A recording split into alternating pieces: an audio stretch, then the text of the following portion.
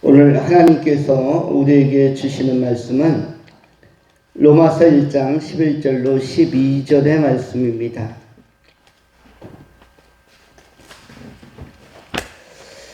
이제 하나님의 말씀을 받들어 봉독하겠습니다.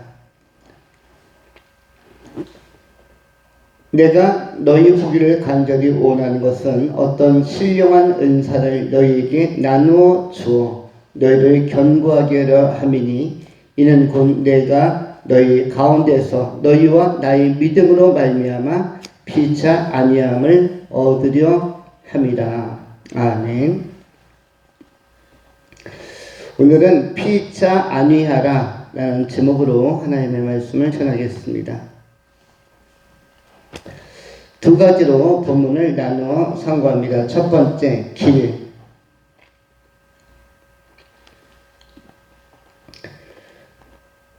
두 번째, 안위.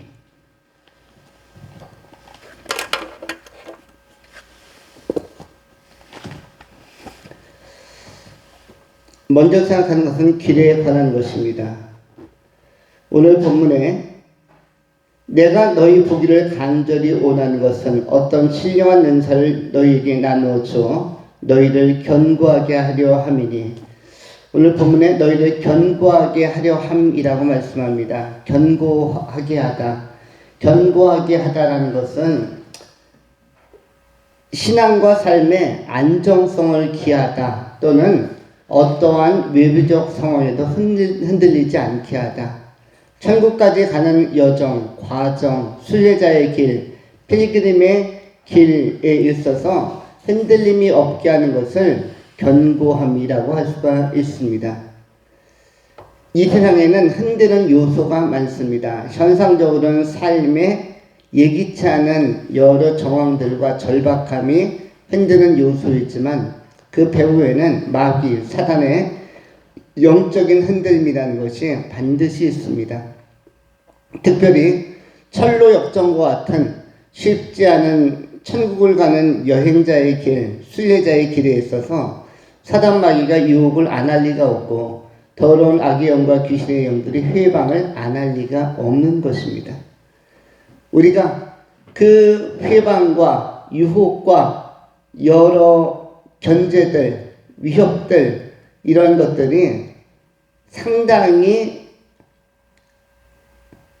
우리의 식별력과 분별력을 혼미케 할 만큼 또 혼돈케 할 만큼 완벽한 가장으로 변신으로 나타나기 때문에 상황과 사건 속에 다가오는 사단의 괴계를 읽지 못하는 것이지 그것이 없는 것이 아닙니다.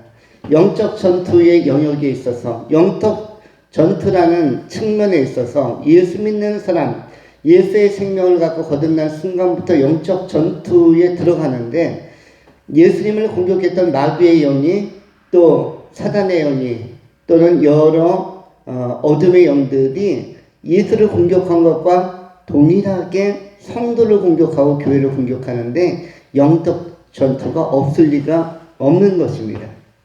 2000년 전 예수님의 지상 사역, 공생의 사역, 또 십자가 지는 사역에서도 마귀는 역사했고 초대교회의 교회 공동체와 또 사도들의 활동 가운데 또 여러 환난과 핍박과 여러 가지 위장과 그리고 여러 가장적 요소로 사단 마귀는 역사했습니다. 그런 결과물로 초대교회가 현대 사회에 단 한 교회도 남아있지 않습니다.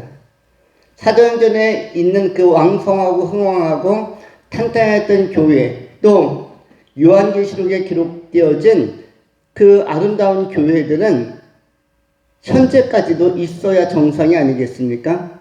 또는 바울이 세운 수많은 교회들, 에베소 교회, 골로새 교회, 빌립보 교회, 너무나 많은 교회들, 고린도 교회라든지 견고하게 서 있어야 하고 칭찬받았던 빌라델피아 교회, 오늘날까지 2000년대에도 역시 있어야 합니다. 그런데 단 한 교회도 없습니다. 안디옥 교회도 없고 로마 교회도 없고 제대로 된 교회가 한 교회도 없습니다. 그렇다면 도대체 어떠한 과정, 어떠한 연유 때문에 그 기라성 같고 너무나 멋졌던 순교자의 영성을 가졌던 교회들이 사라졌을까요? 그것도 1세기, 2세기를 넘기지 못하고 조기에 빨리빨리 사라지고 말았습니다. 이유는 뭘까요? 사단마귀의 교회 계획을 읽어내지 못하고 방어하지 못하고 분별해내지 못하고 식별해내지 못하고 거기에 당했기 때문입니다.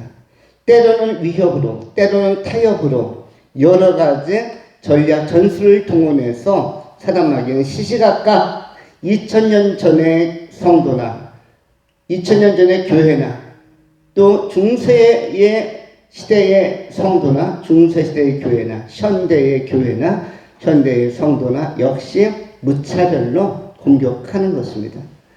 우리의 길과 여정에 있어서도 천국 가는 이 도상에서 이런 영적 전투가 없을 것이다 라는 것은 굉장한 착오입니다. 그래서 성도는 기도하고 항상 깨어 있어야 하는 것입니다.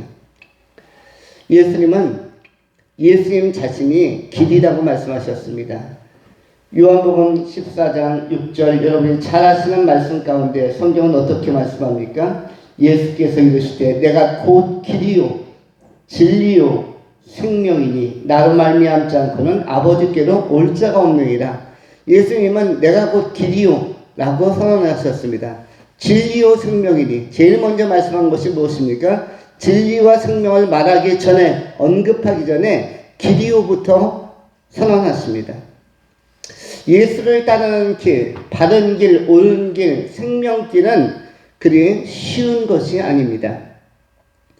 우리가 활동하는 모든 것은 길에 관한 것입니다.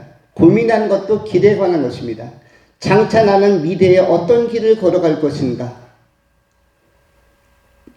여기에서 길이라는 것은 쉽게 표현하면 방식을 의미합니다. 길이 무엇입니까? 나의 삶의 방식, 삶의 방법. 나는 어떠한 방법론을 가지고 어떠한 방식으로 미래를 풀어갈 것인가, 문제에 접근할 것인가. 믿음으로 문제와 미래와 대결하고, 그리고 기도하면서 좁고 협착한 것에 폭을 탄력적으로 내려가는 영적인 과정들이 필요합니다. 잘 아시는 말씀과 같이 마태복음 7장 13절로 14절에 좁은 문으로 들어가라. 멸망으로 인도하는 문은 크고 그 길이 넓어 그리로 들어가는 자가 많고 생명으로 인도하는 문은 좁고 길이 협착하여 찾는 자가 적으니라. 생명으로 인도하는 길은 좁고 협착해서 찾는 자가 적습니다. 좁고 협착한 길은 어떻게 확장해 나갈 수가 있습니까? 좁고 협착한 길을 무난하게 무리 없이 걷기도 하고 뛰기도 하려면 우리가 기도하면서 이 협착한 길을 탄력성 있게 바꿔가야만 합니다. 유연하게. 기도하는 사람, 성령의 능력 안에 머무르는 사람에게는 이 길이 협착하지만 좁지만 탄력성이 있다는 것을 기억하시면 좋습니다. 달리 표현하면 좁은데도 편안하다. 좁은데도 안정감이 있다. 견고함이 있다. 좁은데도 흔들림이 없다. 좁은데도 페이스를 온전히 이전과 동일하게 여전히 신실하신 하나님을 따르면서 요동치 않고 걸어갈 수가 있다. 이것을 영적 탄력성이라고 하는데 마치 우리가 고무풍선을 생각하면 좋습니다. 물풍선을 생각하면 좋습니다. 풍선에다 물을 집어넣게 되었지만 수도를 살살 틀게 되었지만 이 풍선이 엄청 커지게 됩니다. 그 작은 풍선이 어떻게 확대될 수 있습니까? 탄력성 때문입니다. 좁고 협착한 인생길도 좁았지만 그것이 좁은 것이 객관적으로 맞지만 쉽지 않고 험난한 것이 맞지만 그 길 안에 기도하면서 삼일체 하나님과 동행하고 성령과 동행하며 믿음의 형제자매들과 동행하고 또 교제하며 힘을 얻게 되어지면 그 안에서도 자유할 수가 있고 진리가 너희를 자유케 할 때 하신 말씀의 능력을 경험할 수가 있는 것입니다. 성경 안에 거하는 사람들에게는 좁고 협착한 길 안에서의 탄력성이 있다. 그리고 피할 길을 내시는 하나님의 솜씨, 성령님의 솜씨를 체험할 수가 있는 것입니다. 하나님의 실력이 좋으시고 솜씨가 좋으셔서 피할 길을 잘 제시하십니다. 어떻게 보면 지금까지 우리가 살아온 삶, 찾고 또 걷고 해온 삶은 피할 길의 영역이 참으로 많습니다. 최선의 길이냐 차선의 길이냐가 아니라 더 이상 길이 막혀 있는데 주님께서 피할 길이란 주님의 독특한 방식의 길로 인도하셨기 때문에 여러분의 현재가 지금 있는 것입니다. 우리가 있는 것은 바른 길, 옳은 길, 좁은 길, 협착한 길, 넓은 길 이런 개념보다 이미 피할 길의 단계에 들어와 있는 경우도 굉장히 많습니다. 우리가 섭리적으로 현재 서울에 있지 않고 현재 양주에 와 있습니다. 양주에서도 뱃속에 와 있습니다. 이것은 우리가 예상했던 다른 길 내지는 넓은 길 또는 어떤 유형의 길인지 우리가 그 길을 평가하기는 어려우나 분명히 이것은 피할 길이라고 생각이 듭니다. 섭리적으로 피할 길. 우리 은채가 예배 가운데 있습니다. 가은이가 있습니다. 만일 우리 부혜영 집사님이 서울 삶의 교회에 계속 가지고 있었다면 과연 은채와 가은이가 태어날 확률은 몇 퍼센트 정도 되리라고 생각합니까? 그 아빠 최홍성 집사님이 백석 어떻게 보면 약간의 외곽지대, 두메산골까지는 아니지만 자연 녹지대에 살고 있는 그분을 찾아서 결혼하여 두 자녀가 태어날 확률, 가능성은 인간적 기대 가능성은 제로라고 볼 수가 있습니다. 그런데 섭리를 따라서 구혜영 집사님에게 어떠한 길을 하나님께서 제시한 거냐면 피할 길을 제시한 것입니다. 피할 길을 제시하여서 오늘날 섭리적으로 안온한 삶을 살고 있는데 백석에 가장 잘 정착한 사람의 성공 케이스가 우리 구혜영 집사님이 아닐까 생각이 듭니다. 그리고 반듯하고 아주 건실한 두 자녀와 더불어서 부군과 함께 아주 든든한 가정을 이루고 있는데 이것은 바른 길, 좁은 길, 협착한 길, 넓은 길의 차원이 아니라 피할 길의 차원에서 나온 그런 하나님의 대안이자 하나님의 인도 방식이라고 할 수가 있습니다. 우리의 모든 생애는 마찬가지입니다. 우리는 우리 주님께서 어떤 길도 제시한다, 피할 길도 제시한다. 넉넉히 감당하게 하시고 시험을 당할 때 우리 주님은 오히려 절망하거나 좌절하거나 멈추게 하지 않고 피할 길을 주셔서 또 가게 하시는 것입니다. 진정한 영적인 도피성은 하나님의 나라 천국이고 그 나라 들어갈 때까지 우리는 좁고 협착한 길이 탄력성을 가지면 그 길이 피할 길이 되는 것입니다.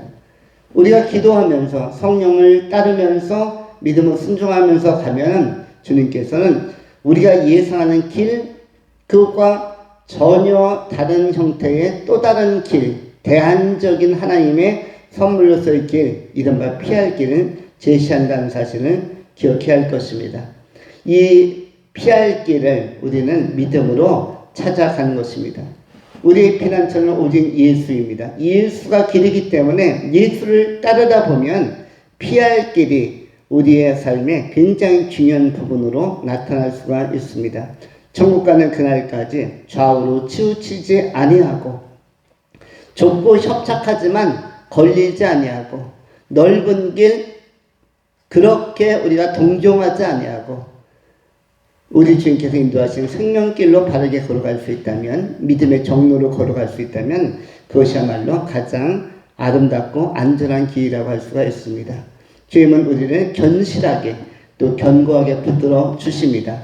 이 길을 끝까지 걸어냄으로 말미암아 예수의 영원한 나라 그 생명에 도달하는 승리자들이 다 드실 수 있기를 축원합니다. 두 번째로 위로에 관하여 말씀합니다. 안위에 관하여 전하겠습니다. 12절에 이는 곧 내가 너희 가운데에서 너희와 나의 믿음으로 말미암아 피차 안위함을 얻으려 함이니라. 바울은 이 복음을 전하면서 또 로마서를 통해서 서신을 통해서 성도들을 격려하면서 피차 안위함을 얻으려 한다라고 말씀하고 있습니다. 피차 안위라는 것은 복음을 전하는 자나 복음을 받는 자나 바울이나 또는 바울에게 전도되어서 신앙적으로 성숙하고자 하는 자들이나 피차가 큰 동역을 이루며 피차의 큰 위로가 된다는 것을 말씀하고 있습니다. 신앙생활은 함께하는 것이 좋습니다. 언제까지 함께하는 것이 좋은가? 주님 오실 그날까지 함께하는 것이 좋습니다. 성경을 문자적으로 푸는 분들은 최근에 이스라엘과 이란의 전쟁을 뭐라고 표현하는지 아세요? 뭐라고 풀이하냐 하면은 다니엘서라든지 에스겔서 같은 데서 나오는 곡과 마곡의 전쟁이라고까지 이렇게 이 구약의 이언서를 대비적으로 가져다가 이스라엘과 이란의 전쟁을 비유적으로 이야기하시는 분도 있습니다.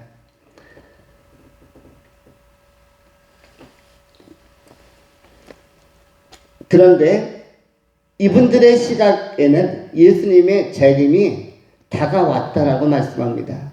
전 세계가 혼돈 가운데 있고 이렇게 전쟁과 여러 부딪힘이 1차 세계대전, 2차 세계대전 이후에 최근에 몇 년 동안에 가장 심각하다라고 할 수가 있습니다.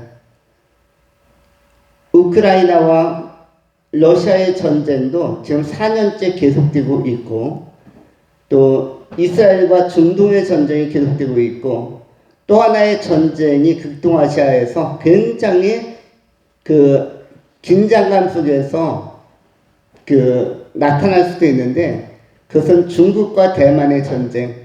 그런데 중국과 대만의 전쟁이 발생하면 동시에 미국의 참전이 있고 일본의 참전이 있기 때문에 굉장히 큰 전쟁으로 번질 가능성, 확장될 가능성이 있다라고 얘기합니다.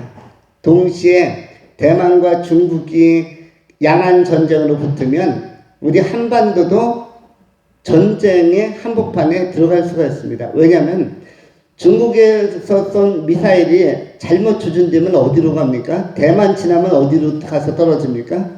사거리가 정확지 않으면은 대만 통과하면 대한민국이고 잘못 오발로 날아가면은 일본으로 떨어지는 것입니다. 오키나와나 동경으로 떨어질 수도 있고 이 조준이 잘못되어지면 폭격이 잘못되어지면 우리 대한민국 영토에 떨어질 수가 있습니다. 기습적으로 한 방 맞으면은 참전하고 싶지 않아도 피해를 보면은 참전하게 되어져 있습니다. 그래서 어떻게 확전될지 알 수가 없는 이러한 잠재적 위험성이 우리 극동아시아에도 지금 있는 것입니다. 중요한 것은 우리가 영적인 눈으로 바라볼 때 지금은 말세라고 할 수 있는 것이며 예수님의 재림이 단 한 가지 성경적 예언에서 성취되지 아니한 예언으로 남아있는 그 요소입니다. 예수님은 다시 오십니다. 그래서 우리 성도들이 다시 한번 깨어 있어야 하고 지금이야말로 모이기를 사모해야만 합니다. 그런데 어느 시대보다 이 말세의 징조 중에 하나가 모이기를 패하는 사람들의 습관들이 늘어나고 있다는 것입니다. 원래 성경은 어떻게 말합니까? 영적으로 활성화될 때는 모이기를 피하지 않는, 모이기를 사모하는 사람들의 모습이 너무나 힘있게 일어났습니다. 그런데 11서 10장 23절로 25절에 경고하고 있습니다. 주님의 날이 가까울 때 어떠한 현상이 일어나는가? 11서 10장 23절입니다. 또 약속하신 이는 미쁘시니 우리가 믿는 도리의 소망을 움직이지 말며 굳게 잡고 서로 돌아보아 사랑과 선행을 격려하며 모이기를 피하는 어떤 사람들의 습관과 같이 하지 말고 오직 권하여 그날이 가까움을 볼수록 더욱 그리하자. 그날이 가까움을 볼수록이라는 것은 그날이 어떤 날입니까? 예수님의 재림의 날을 의미하는 것입니다. 역사에서 구원할 자를 구원하시고 하나님의 섭리와 경륜을 다 이루시고 그날 주님의 재림, 강림이 가까움을 볼수록 사람들에게 나타나는 특성이 뭐냐면 모이기를 자꾸 피하려고 하는 어떤 사람들의 습관이 전 세계적으로 범지구촌 전체에 어떤 그 질병처럼, 영적 질병처럼 파급된다는 것입니다. 모이기를 피하는. 그래서 각 교회들마다 모임과 결속이 약화되어지는, 코로나로 약화되어지고 또 세상의 바쁨으로 약화되어지고 피곤하다는 어떠한 그 핑계로 약해지기도 하고 우선순위를 상실해버리는 경우가 굉장히 많습니다. 사람은 의지적으로 결단만 하면 다 나올 수 있습니다. 오늘 이 시간도 수요예배에 주일날 나오는 성도들이 못 나올 이유가 있겠습니까? 믿음이 있고 결단할 수 있다면 주일 예배 드리는 사람은 수요예배 다 드릴 수 있는 것입니다. 그러나 모이기를 피하는 습관들이 자꾸 붙는 것이죠. 이것은 어느 교회를 막론하고 모든 교회들이 모이기를 피하는 습관들, 이 종말론적인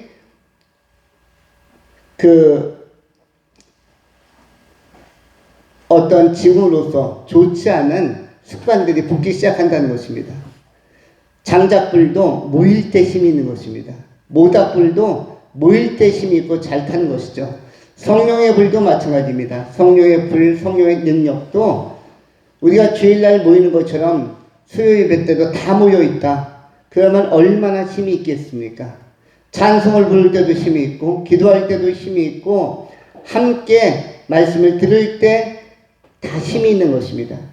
그런데 모이기를 피하는 어떤 사람들의 나쁜 습관이 우리 삶의 교회 성도들에게는 이 습관이 안 붙어 있어야 되는데 우리 삶의 교회 성도들에게도 조금은 붙어져 가는 안쓰러움을 보게 됩니다. 우리는 여기서 돌이켜야만 합니다. 모이기를 피하는 것이 아니라 모이기를 사모하는 사람들. 모여야만 뭘 할 수가 있습니까? 격려하고 위로하는 것, 교제하는 것이 가능해지기 때문입니다. 우리는 이 성경의 말씀을 기억하고 주목하면서 우리는 진지하게 붙들어야만 합니다. 믿음이 있다는 것은 말씀에 붙드는 능력입니다. 말씀을 붙들고 그 말씀에 길들여지고 말씀의 은혜 안에 살아가는 것, 말씀대로 살려고 하는 것이 이것이 가장 좋은 삶의 방식임을 우리가 깨달아야 할 것입니다. 우리가 함께 예배하고 함께 모이는 것이 하나님의 위로와 격려를 받는 것이며 하나님의 또 사랑을 받는 가장 좋은 길입니다. 우리 주님께서는 요한복음 4장에서 어떠한 자를 찾으러 오셨습니까? 우리 주님께서는 하나님은 영이시니 영이신 하나님은 뭐하는 자들을 찾으러 오셨다고 말씀합니까? 신령과 진정으로 예배하는 자들을 찾으시니라. 우리 주님께서는 예배자를 찾기 위하여 이 땅에 오셨다라고 사마리아 여인과의 대화를 통해서 말씀해 주셨습니다. 요한복음 4장 21절부터 24절까지 이렇게 기록을 하고 있습니다. 예수께서 이르시되 여자여 내 말을 믿으라. 이 산에서도 말고 예루살렘에서도 말고 너희가 아버지께 예배할 때가 이르리라. 너희는 알지 못하는 것을 예배하고 우리는 아는 것을 예배하노니 이는 구원이 유대인에게서 납니다. 아버지께 참되게 예배하는 자들은 영과 진리로 예배할 때가 오나니 곧 이때라. 아버지께서는 자기에게 이렇게 예배하는 자들을 찾으시느니라. 하나님은 영이시니 예배하는 자가 영과 진리로 예배할지니라. 요한복음 4장 23절 다시 한번 읽어드리면 다음과 같습니다.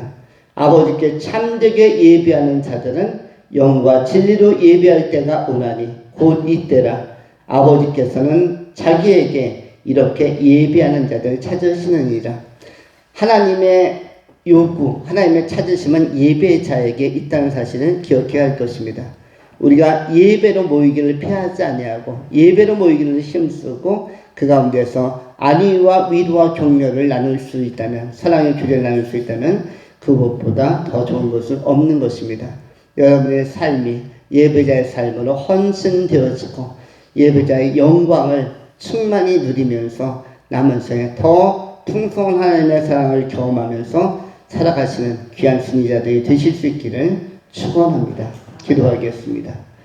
거룩하신 하나님, 위로 가운데 가장 큰 위로는 성령의 위로이며 안위 가운데 가장 큰 안위와 안정감은 하나님의 품 안에 예배자의 삶 속에 놓일 때가 가장 안정된 줄 믿나이다.